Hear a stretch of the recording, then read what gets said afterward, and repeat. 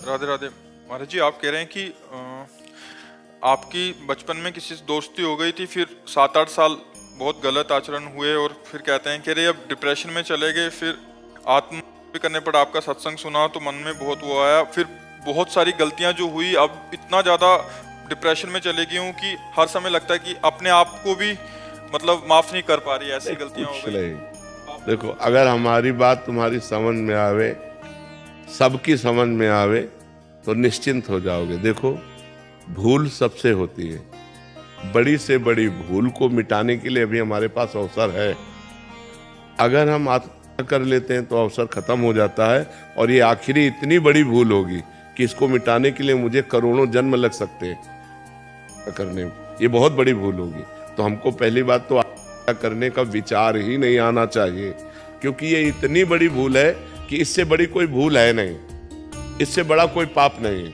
अच्छा, जितने पाप हो हम मिटा सकते हैं। मान लो 10 साल बेविचार करते रहे, हम अभी सुधारते हैं और नाम जब डट के करते सब भस्म हो जाएगा।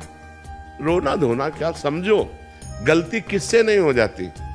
हम समझ रहे हैं कि पैर हम ठीक जगह रख रहे हैं और वहां फिसलन है, फिसल गए। फिसलन वाला मार्ग है, ये माया फिसलाती है। फिसल गए, गलती हो गई, कोई बात नहीं, खड़े हो, आप संभाल करके चलो, अब गलती ना होने पावे। आत्महनन गति जाए, बड़ी दुर्गति प्राप्त होती, प्रेत योनि को प्राप्त होता है हत्या करने वाला। न पानी न भोजन, नाना प्रकार की क्लेश पीड़ाएं उसको सहने पड़ती हैं। तो बिल्कुल डिप्रेशन में भी जाने की जरूरत नहीं। हमारे द्वारा जो शारीरिक गलतियां होती हैं, ये हमारे पूर्व जन्म की वासनाएं हैं। इनको नष्ट करने के लिए हमको मजबूत होना चाहिए, टूटना नहीं चाहिए। 100 बार हम हार जाएं, 1000 बार हार जाएं, तो भी हम कोशिश करेंगे उठकर खड़े होकर चलने की। वो तो बहादुर पुरुष है, उसी में पड़ा रहे तो फायदा क्या है। उठो बच्चा, ये सब डिस्टर्ब दिमाग से छोड़ो।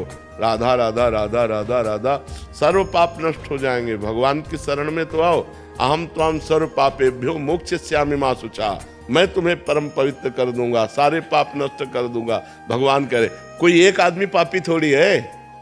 भूल से सबसे गलतियां होती हैं।